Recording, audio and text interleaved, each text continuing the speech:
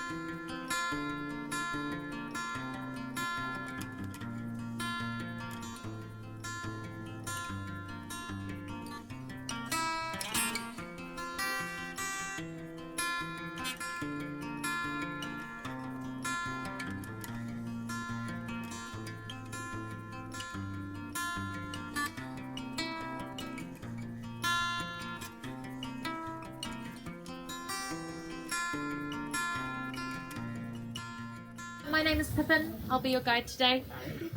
What we're going to do is wander down to our cave entrance in just a second, just down the bottom of this hill over here.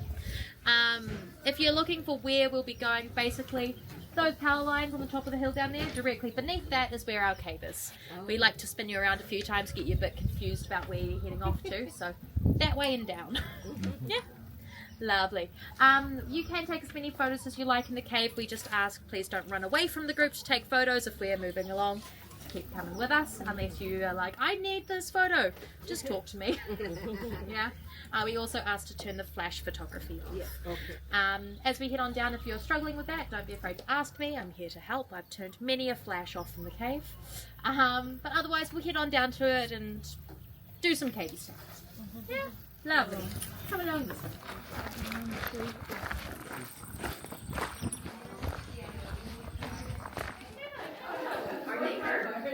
Where are you guys from back up the back? Darwin?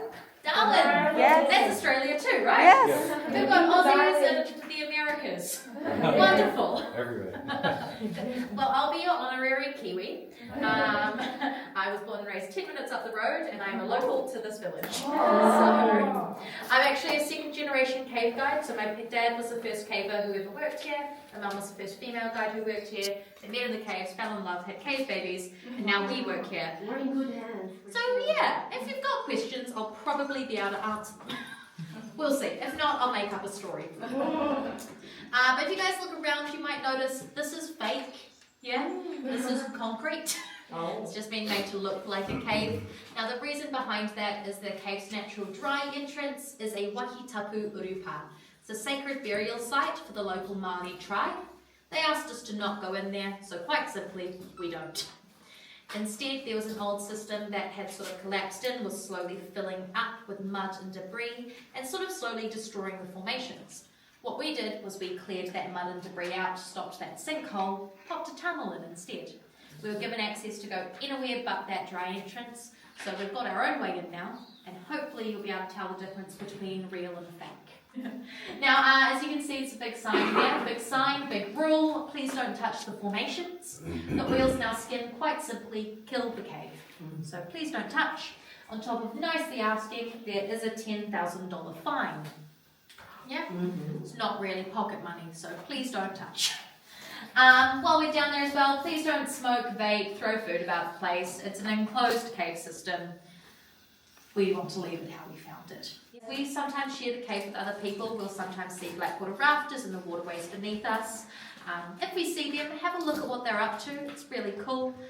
Please don't take photos or shout abuse or throw stuff at them though. They don't know we're there. That's quite unnerving if any of those happen.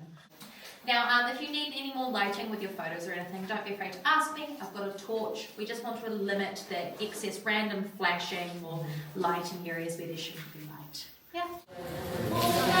Stop there. If you look over the edge, you'll see in a moment where you lead down into the cave.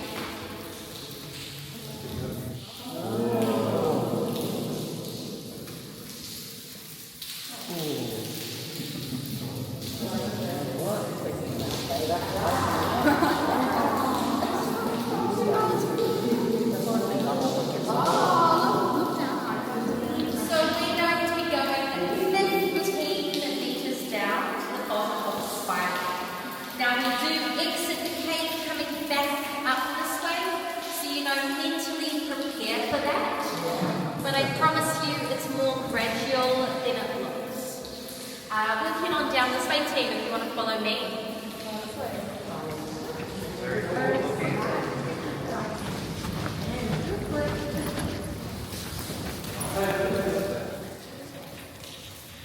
Okay team, we have a large piece of limestone rock just here. Now limestone is what our caves are made from. Basically, when water comes down into the earth, it gains a bit of acidity, then it travels through the rock and slowly eats away at it.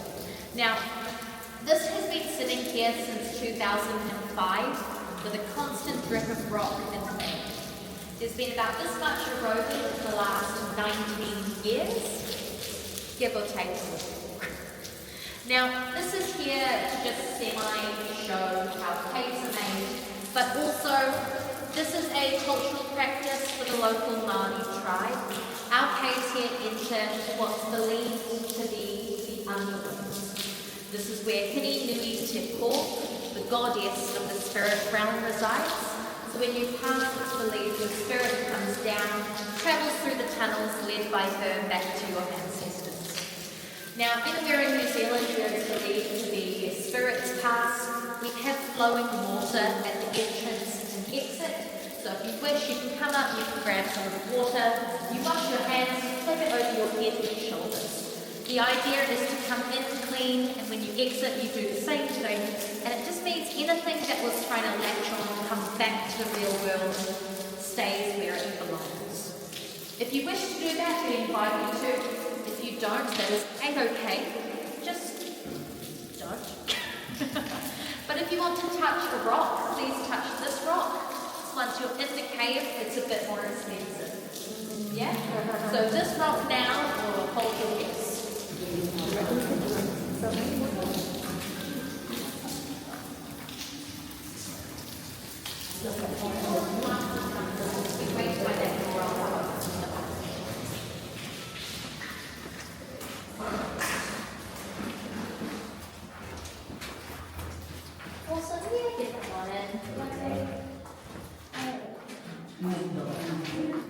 Welcome to the Ruakuri Cave, everybody.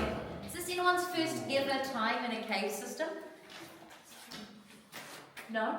Okay, wonderful, wonderful. Welcome back to the caves then, team. Up above you we have some beautiful stalactites coming down from the ceiling.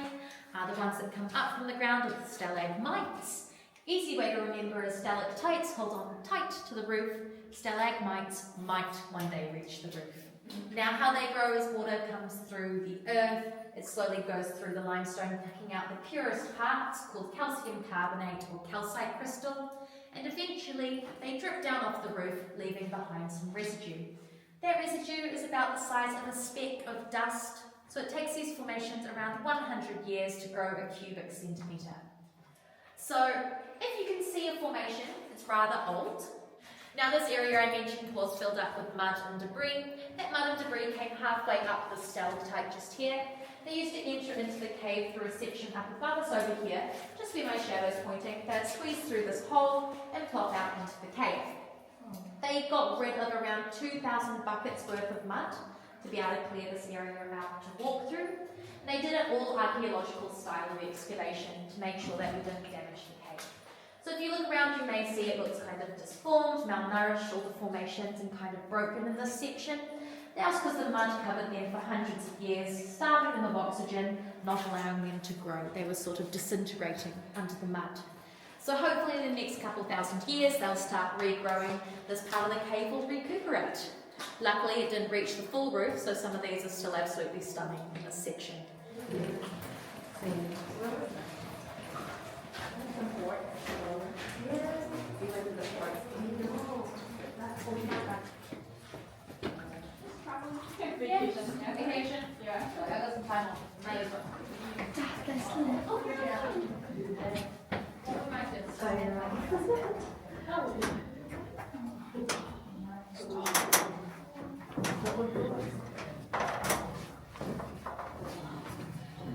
Now this formation just here that you can see is one of these slower growing formations in the cave.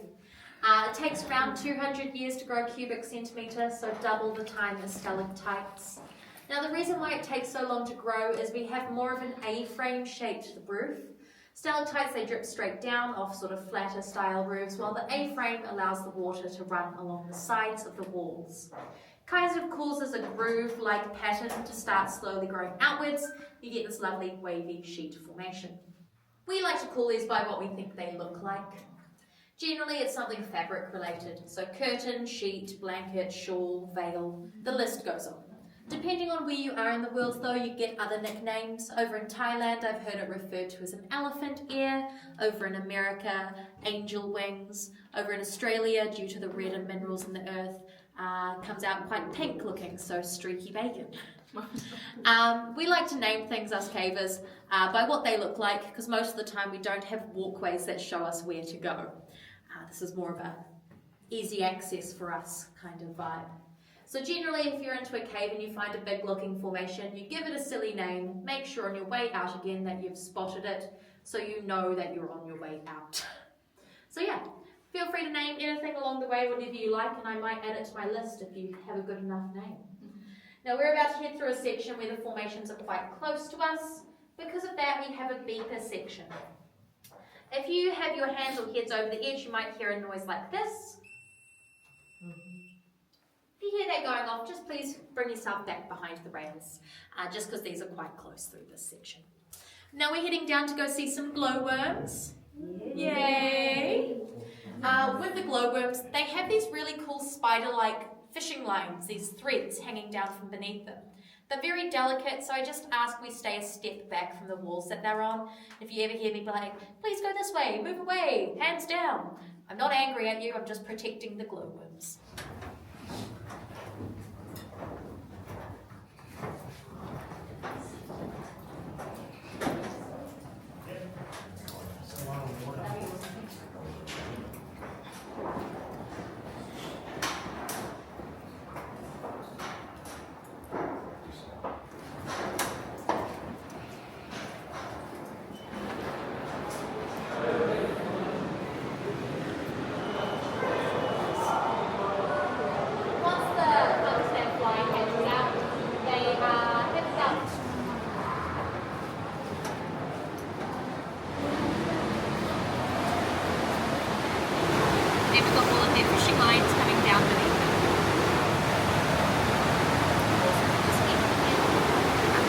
They've got all of their fishing lines coming down.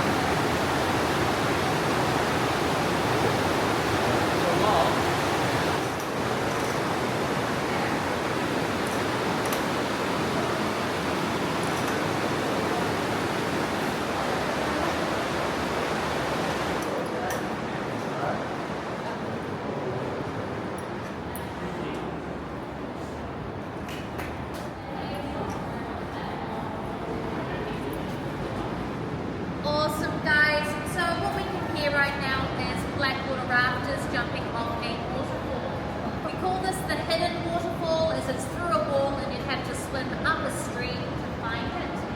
But yeah, they're jumping back and off that waterfall at the moment. Sometimes it involves some screaming. Generally it's followed by laughter. But if not, the good thing about the water is it hides the tears. So it's fine. They're fun. Once they've all jumped off the waterfall, what they do is they link their feet together under the glowworms. Then they spend a little bit of time floating underneath them in the darkness.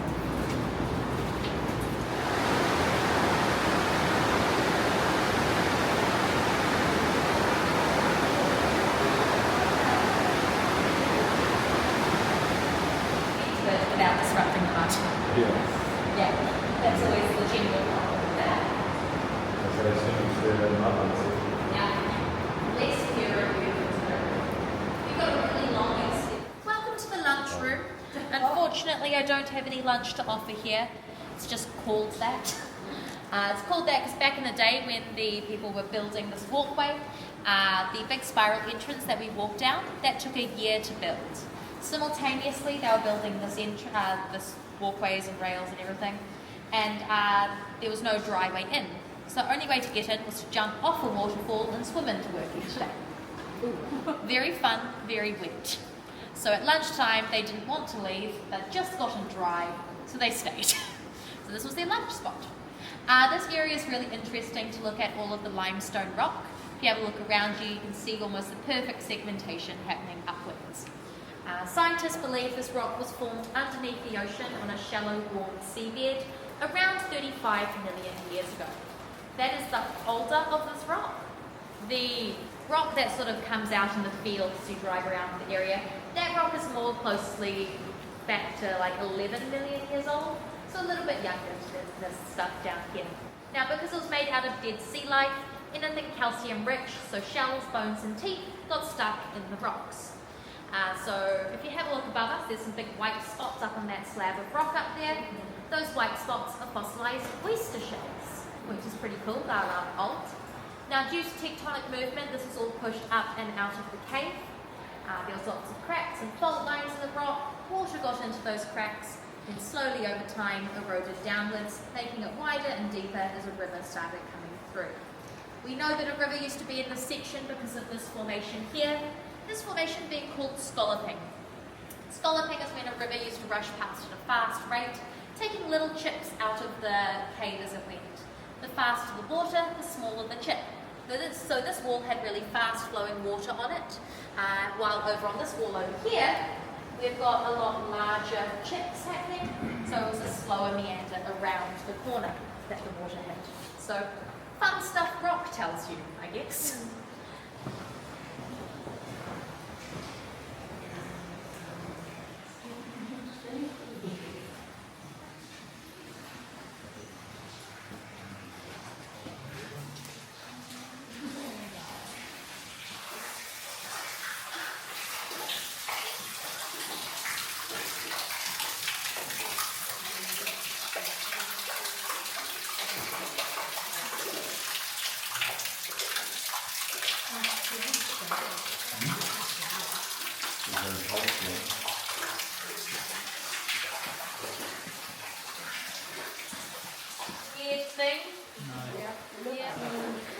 If you look up it, it goes about 60 metres all the way to daylight, the outside world, which is around 200 feet.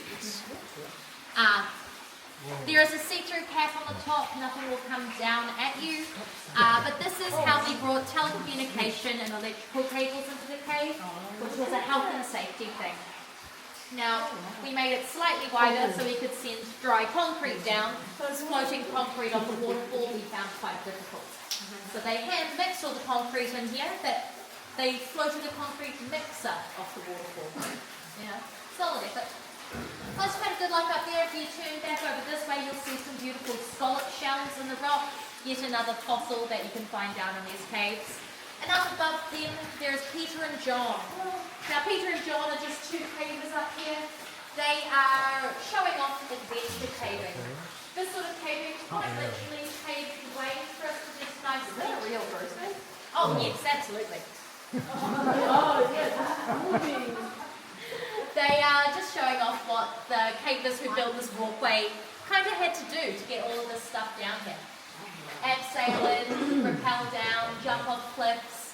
Generally wearing this outfit, which they thought was very stylish. Red overalls, white gumboots, and a nice little hat. So yeah, generally with a light coming out of the hat. In a moment, we're going to wander into a lovely little section that is called The Pretties. The Pretties is self-explanatory. You guys get a bit of a break from my voice. It's your time to have a look around, take some photos. It's a loop track. I'll be at the end of the loop, so if you've got questions or if you'd like me to take photos of you and your group, just let me know. I'm more than happy to help out as well.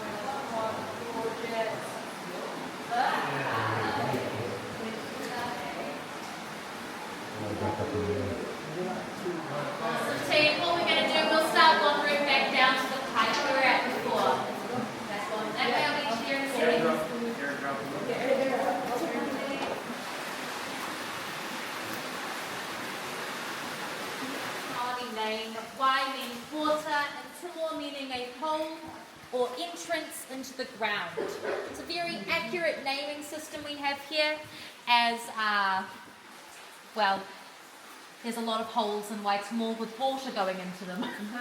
Now we're about to go look up what's called an aven. An aven is a hole in the ground that still has the cap of rock on top. So it hasn't yet reached the surface, but it will in the next couple thousand years. Have a look up it, it's a very impressive hole. Be aware, there's water dripping at your face. It's not dangerous if it hits you, it's just water. It's actually filtered water, so it's quite nice. Once you have looked up the aven, we're heading into what we call the Hobbit Passage. I have to duck, so most of you will need to duck. Yeah? Mind your heads will be in and out of that fairly quickly. Lovely, come on through this way, follow me.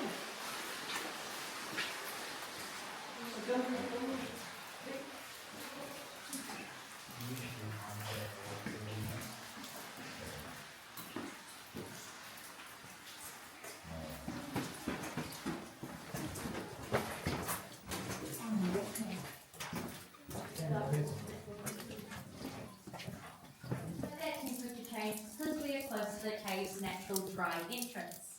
That entranceway is bringing in a breeze, hitting us and dropping the temperature slightly. That entrance is where our cave got its name from, the cave's name being Ruakuri Cave. Ruakuri means the den or the home of the dogs. When this was discovered, there was a group of Polynesian dogs living in the entranceway that attacked a warrior who was walking by.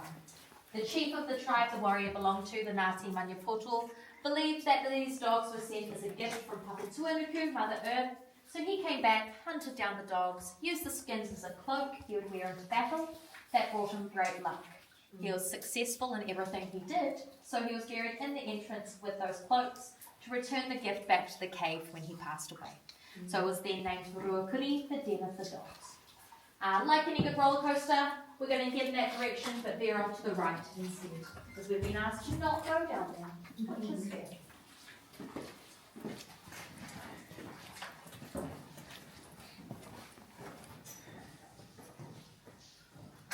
So guys, just up here we've got a sign. The sign reads Notice of Trespass. Persons crossing this boundary are considered to be trespassing and will be prosecuted. Signed by James Holden. Now it's no longer valid, we are allowed down here. This was placed here by the Holden family in 1988 because in 1908 they had their cave taken away from them by a government group. They'd been running trips down here for about 4 or 5 years. We've got remnants of the old walkway just beneath us here. After a little while though, a group called THC came along and took the cave off the Holdens and ran a tour through here that was a cultural experience, is what they used to say. In 88, what changed was the Holdens found out they owned 3/4 of the cave system rather than just 2 tunnels that they thought they owned before then.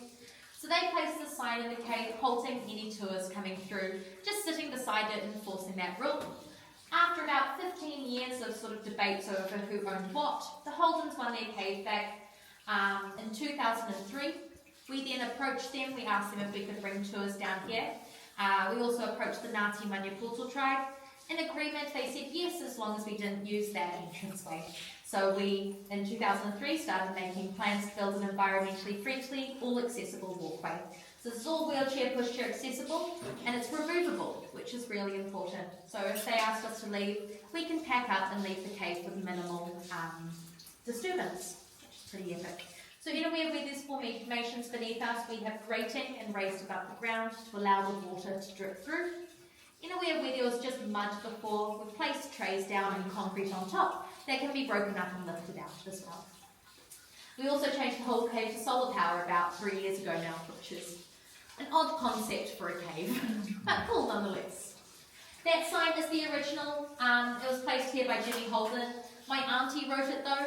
Jimmy asked her because she was a local school teacher and had nice handwriting.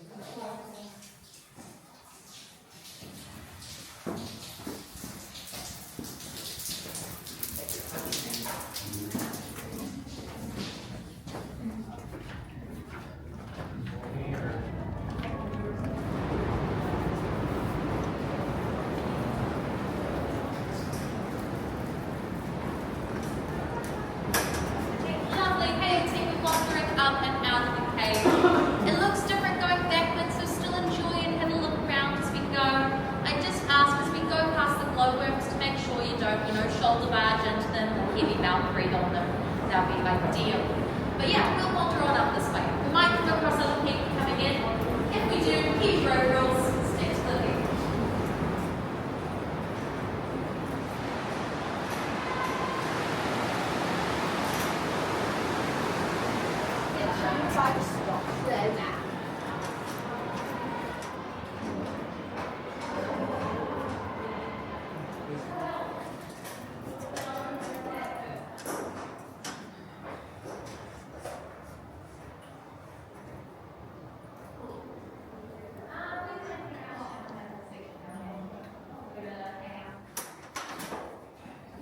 But yeah, the glowworms, they sense the vibrations in their fishing lines.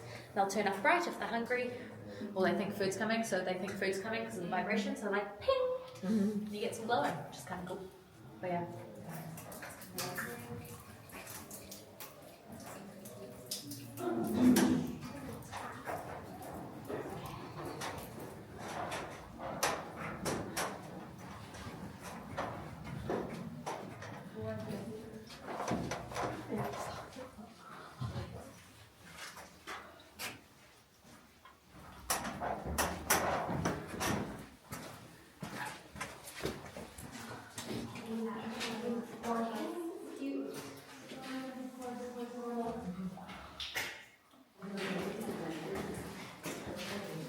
So team, we've unfortunately run out of cave. From here we'll be heading up and out to the real world.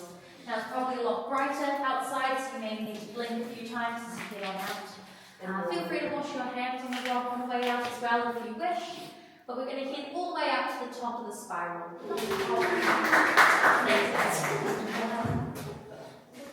Yay, I'm glad you enjoyed it. Thanks so much, Sean.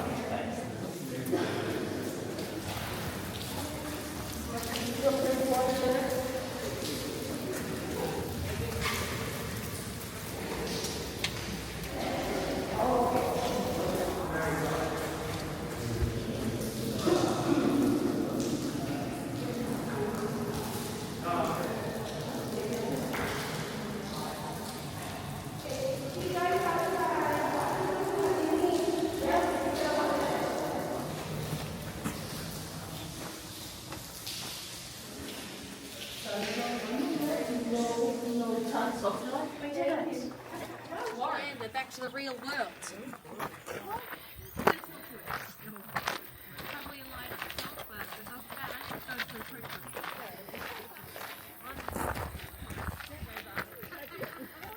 So we're done with the cave tours now, and they're very good. The first one had a ton of glowworms, and the boat was very cool. It was a bit wet, but very cool. It was very wonderful.